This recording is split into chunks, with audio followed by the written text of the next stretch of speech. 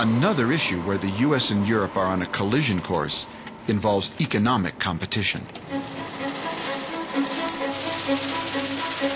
Some believe Europe has declared economic war on U.S. businesses by forming the ultimate multinational.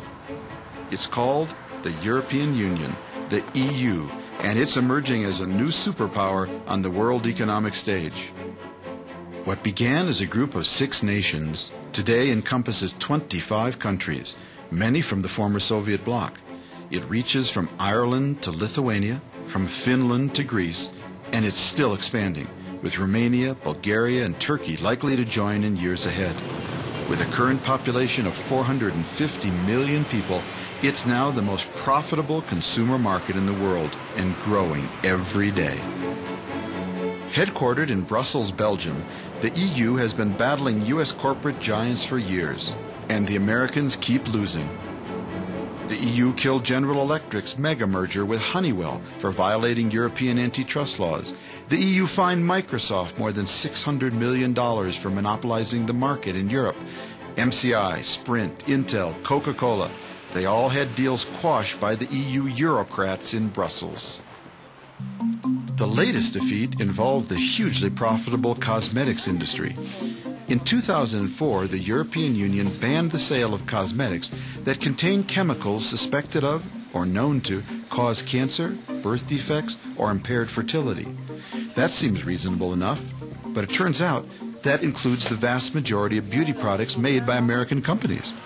Yannick Vicaire has been actively involved in promoting the new regulations. I met him at the Paris offices of Greenpeace, where he heads their anti-toxin campaign.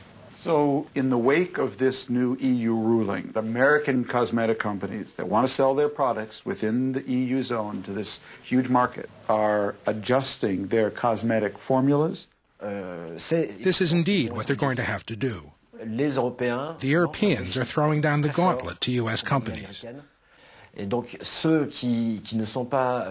who are not ready to adapt to the demands of the biggest market will disappear. So let me understand this. So these American companies are actually selling the same old cosmetics in America that are banned in Europe? Is that what's going on? Absolutely. We can hope for the sake of U.S. citizens that when they change the ingredients for the EU market, it will make economic sense to change their ingredients for the U.S. market too. If not, Americans will continue to have carcinogenic substances in their cosmetics. American cosmetics companies insist that all their products are safe, and that the EU has gone way overboard in worrying about minute amounts of chemicals, many of which are not proven to be harmful. But some U.S. manufacturers are adjusting their formulas anyway for both markets and at a considerable expense.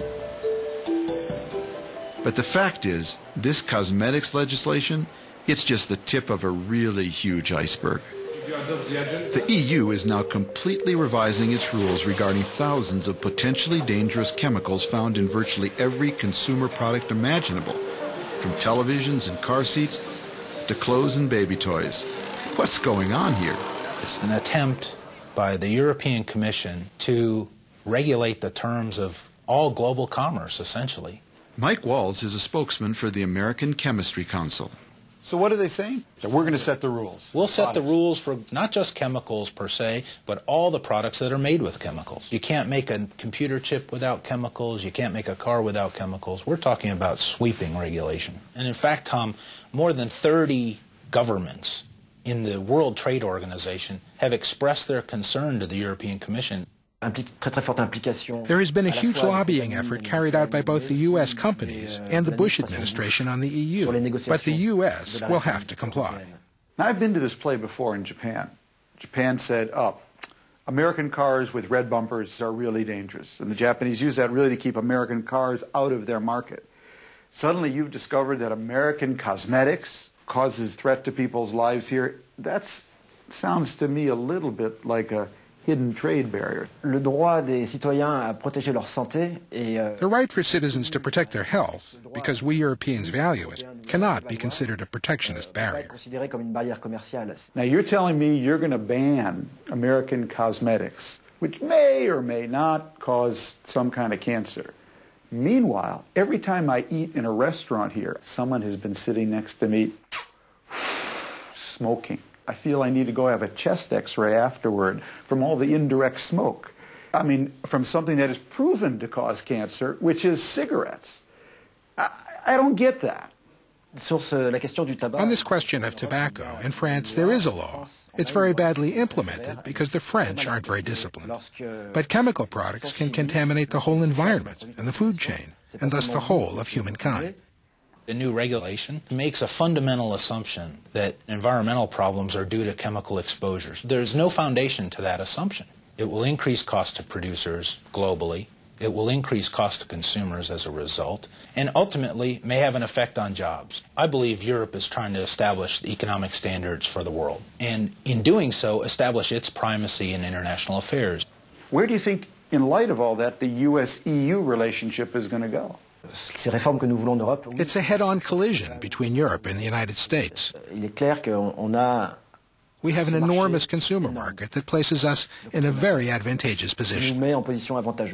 So it's clear that the EU will be able to make the rules of the game if it has the political courage to do so. So, America, beware? The Greens are coming? No, Americans welcome us.